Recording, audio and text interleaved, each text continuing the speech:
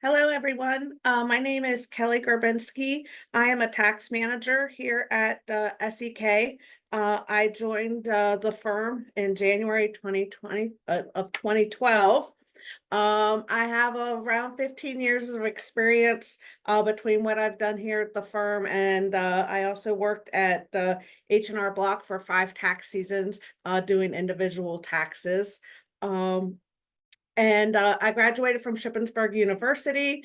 My specialties include individual taxation and not-for-profit taxation. My fun fact is I have 4 spoiled cats and I'm a Disney fanatic. So things that I absolutely love. So we'll go over an overview of what we're going to talk about today. I've been asked to talk about the requirements for the Maryland Charitable Registration and specifically go over the recent Maryland's online registration system, the OneStop. I'm going to go over how you can apply for your account, the reasons for OneStop, and then look at some common registration mistakes and go over some resources that the Maryland Secretary of State provides to help with this. So we're going to jump in here to the Maryland Charitable Registration requirements. And first of all, we can determine if you even need to be registered with the state of Maryland. And the purpose of this is that if you are soliciting contributions in any form or fashion in the state of Maryland, you need to be registered with the Secretary of State.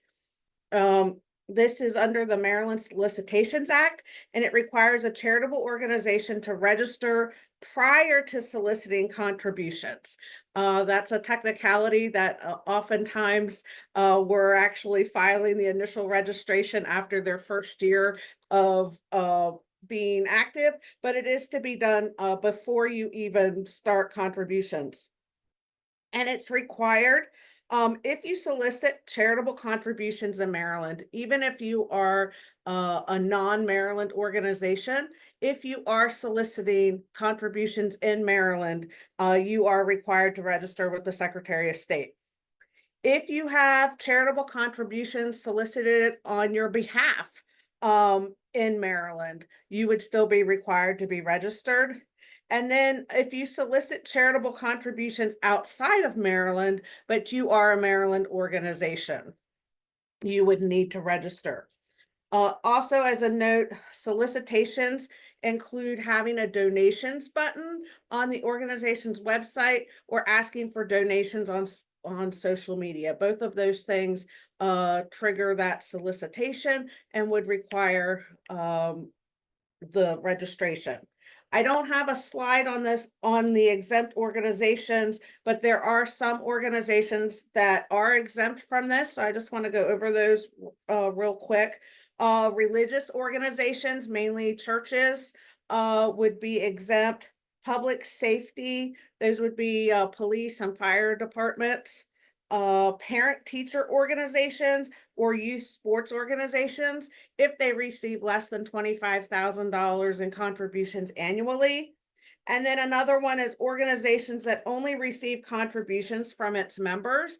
This would mostly be social clubs where they're just getting dues from the members. They're not soliciting outside contributions. So those would be some organizations that you may not have to register with the state of Maryland.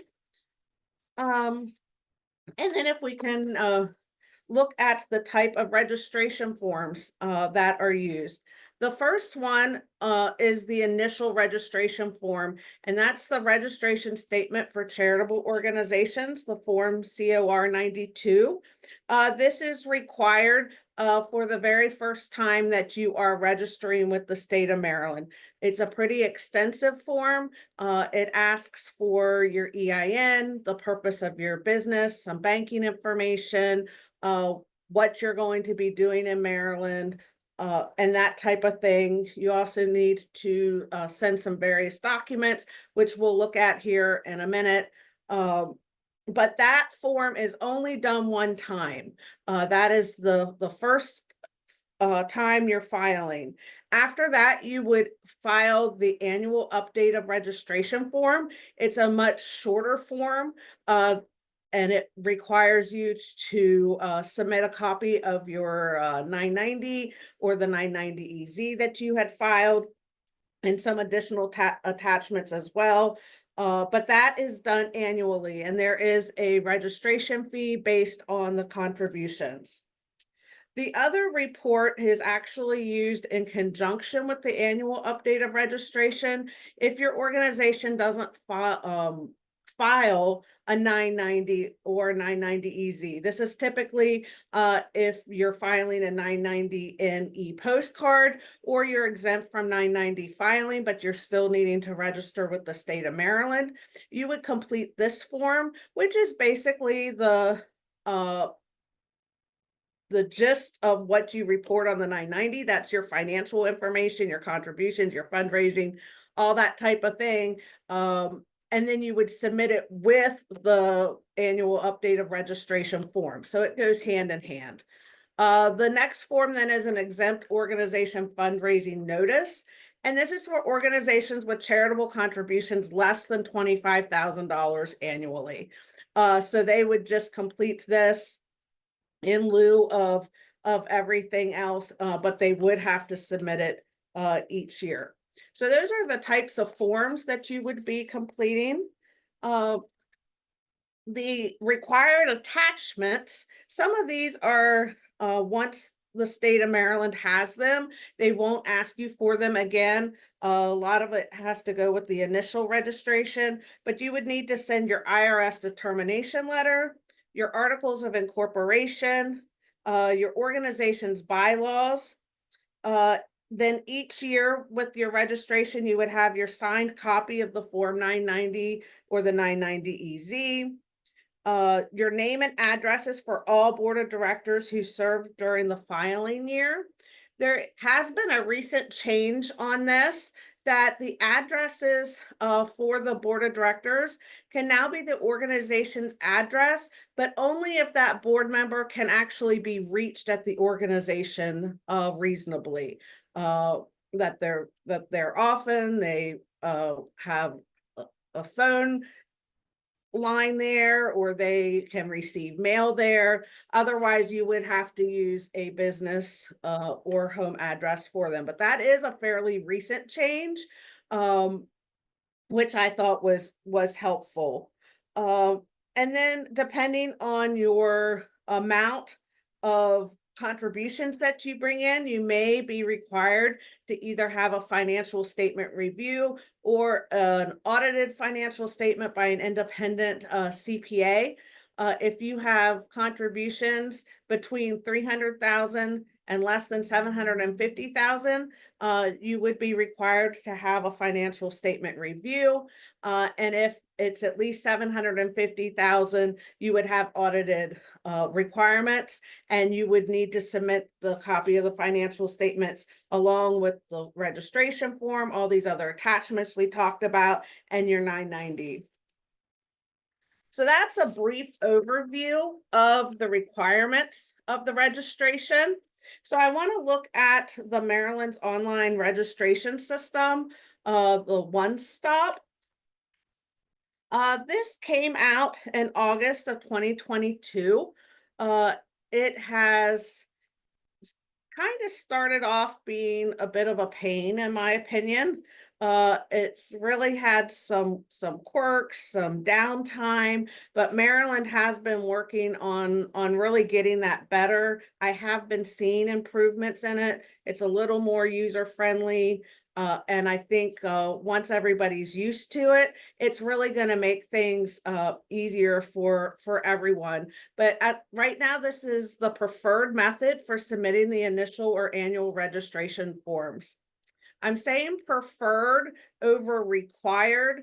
Maryland is still processing the paper forms, but the processing is delayed, and the organization may receive later incomplete filing notices.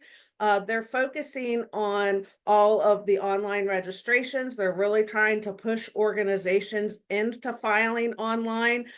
So with doing that, the paper filings are kind of left to the side and not processed right away. So if you have submitted a paper registration and you received a late notice, it might not be because they didn't receive it, it just hasn't been processed yet. The state of Maryland is asking, though, that if you did send a paper form, that for 1 year that you don't also then do it online for that same year, because that would mess up their system for filing. OneStop is used not only for the registration forms, but it's also an official communication, including renewal reminders and compliance letters. They're no longer going to be sending those in the mail. You're going to be receiving notifications through your OneStop account. OneStop is used to make your payments for the annual registration fee by credit card. They're getting away from you mailing in checks. They really want everything to be electronically and on this system. If you did send a check, I don't think they're going to not accept it, but this is really what they want you to be doing. And I can see down the road that it will become an official requirement. So how do you access the OneStop? How do you set up your account? There are a lot of great instructions on the Maryland Secretary of State website. They have 2 little booklets. I've actually sent them to various clients. I just keep them as a PDF form file saved on my desktop. Sorry about the IT instructions of not saving stuff on your desktop, but I just have those that I can send out to clients. It's really walks you through. It has pictures of how you set up your account and what you need to do. The biggest confusion at the beginning was creating your account using the email address of the record for the organization. And this is the email address that was provided on the most recent registration.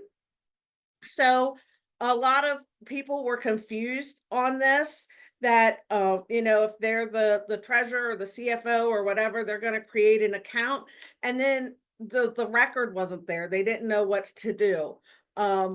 That's because when it was first rolled out, the notifications were sent to that last email. So if that person isn't there anymore, or just somebody else set up an account and didn't use that one, that's where the problems arose. And if you look at the bottom there, I put a little snippet here. All the way at the bottom of your login screen, you'll see where it says unique ID. If you do not have anything there, that means that the record is not linked to your account. There needs to be that unique ID icon, because that's what allows you to click and then gives you options to do various things. So if you have an account and you don't have that ID, you would need to contact the state of Maryland to get the record connected to your account. And I'm going to have some information for you here coming up on what you need to do with that. And then just a brief overview of tips for using OneStop. You can authorize additional individuals to have access to the organization's OneStop account. We've actually done this with clients that would like our assistance in preparing these forms for them. They can invite me by using my email address, and then I can go in. I have access to their account. I will start the form for them, get all the information in, and then they're just going back in, maybe needing to upload an attachment that I didn't have a copy of, and then signing off and sending the payment, and then actually submitting it on their part. Also, if they were to have questions, I can go in, I can look at it and kind of see what's going on. And then you can stop that access at any time. If you just wanted somebody to have a one-time use, after they're finished with it, you can take them off the access of that. So that can be helpful for if you have multiple board of directors that want to be looking at the account, employees, or a third party that's assisting you.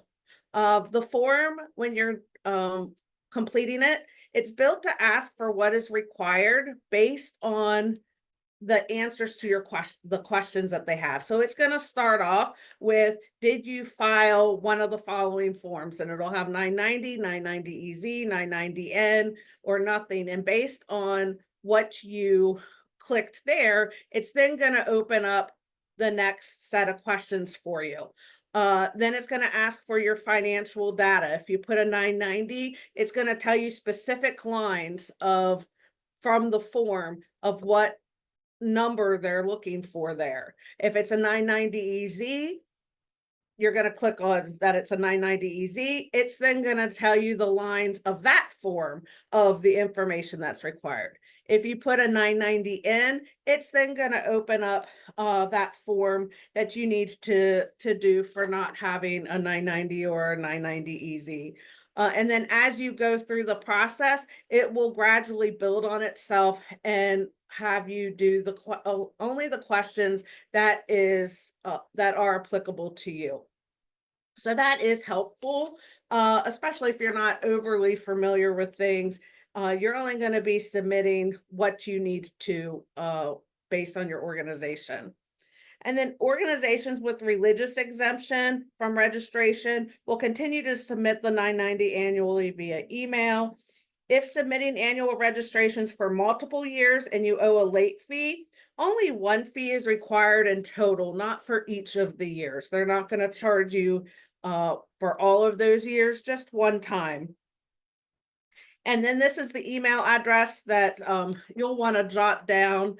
This is a good resource. The Secretary of State doesn't provide a help phone number, but they are encouraging emails. I have used this email. I've given it to clients to use.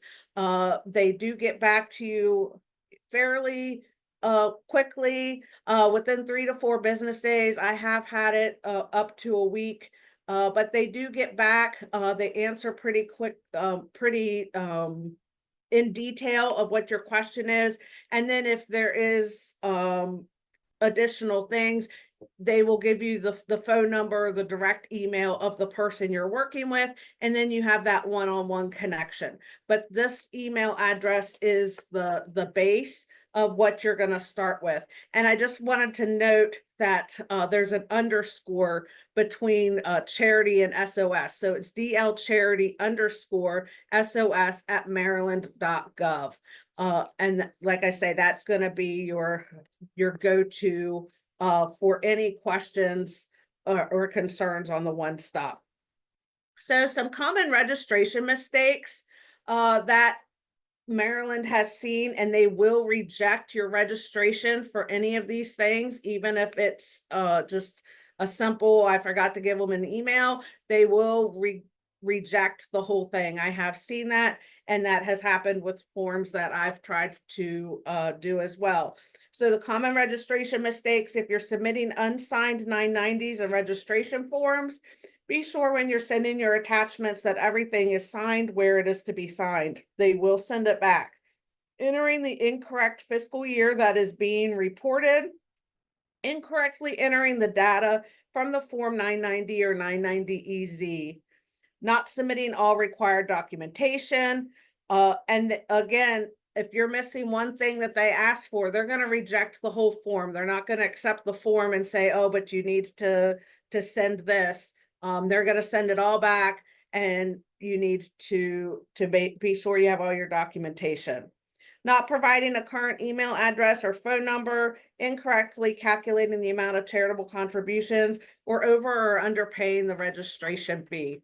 So those are just some things to watch out for, just to be sure all your forms are complete when you're doing it. The last slide here I have are some resources that Maryland has given, and also what I based my presentation on today. The Maryland Secretary of State website, as I mentioned earlier, has a lot of great resources. They have a lot of publications. There's a recent town hall that was specifically on the OneStop. It was on April 15th. I watched it recently, and it does give a lot of information, good walkthrough, good resources there. And then their website also referenced some additional third-party links that you could use for some resources. Maryland nonprofits, the Community Law Center, and they have a link if you were interested in the Maryland Solicitations Act book there. So I just wanted to share some of those things with you. So that's all I have on the Maryland registration. If there are any questions, if you just want to let me know, but I hope that was helpful to you and helped clear up some of the confusion with this new website. Thank you, Kelly. There was one question that came through. I want to make sure I understand this. If a 501c3 organization in PA mails a donation solicitation letter to anyone residing in the state of Maryland, would we need to register even if it's as little as one person? If it's those threshold requirements, yes. If they are solicited in Maryland, they would need to register with the state of Maryland. But if it's below the 25,000, they're just going to do that exempt charitable notice